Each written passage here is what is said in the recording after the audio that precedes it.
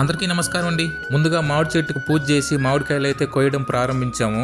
మాకంతా చిన్న మామిడి చెట్లే ఉండడంతో చెట్లు పైకి ఎక్కే పని లేకుండా కింది నుంచే సిలుగుదోటి ఎత్తుకున్నామంటే మొత్తం కింది నుంచి అయితే కాయలు అయితే కోసేస్తాము. ఒకసారి ఈ వీడియో చూసినారంటే మీకే అర్థమైపోతుంది. ఏదో ఒకటో రెండు చెట్లు పెద్ద చెట్లు ఉన్నాయి, ఆ చెట్లు పైకి ఎక్కి కోస్తే సరిపోతుంది. ఈమె చూడేమే ఆ కొమ్మ ఇరిగిపోయేంత వరకు ఆ రెండు కాయల్ని కోసిందిగానే ఉండాది. మెల్లిగా కోయి కానీ ఆడికి చెప్తా అంటాం వాళ్ళకు తొందరగా పని అయిపోవాల. లోడ్లు లెక్క ఏం చేసేదే. ఇంకా చెట్ల కాడ కాయలు కోసినంతా కొంచెం మెల్లిగా ఎండమ్మా, ఆ కాయలు ఏమన్నా డ్యామేజ్ అయినాయంటే మళ్ళీ వాళ్ళు తీసుకురా, ఉండేది రేట్లు అంతంత మాత్రమా. ఇట్లా కోసిన కాయలన్నీ ముందుగా ఇట్లా కుప్పలు వేసుకునేసినామంటే ట్రాక్టర్ వచ్చినప్పుడు గబగబా అని ఎత్తిచ్చేయచ్చు లోడ్ వేసేదానికి.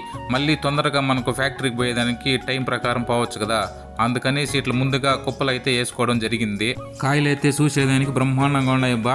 ఎంత బ్రహ్మాండంగా ఉన్న రేటు అంతంత మాత్రమే కదా, ఏం చేసేదిలే. ఎంత కాయలు బాగున్నా అంత రేటే ఇచ్చేదేమో.